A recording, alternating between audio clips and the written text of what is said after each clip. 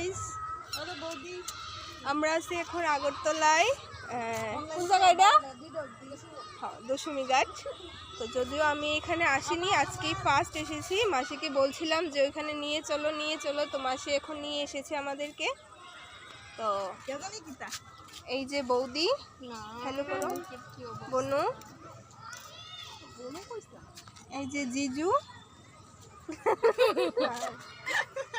বৌদি, মাসিমণি, হ্যালো,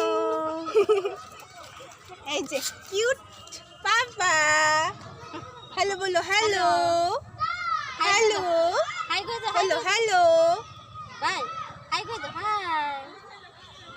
এ তোরা দেখতে একটু এই দেখো মুচো মুচো আমি মুচো। বলো, এখানে একটু কিছু বলো। নদীর মধ্যে ঘোলা জল, মাছ ভর্তি, দুর্গন্ধ আর দুর্গন্ধে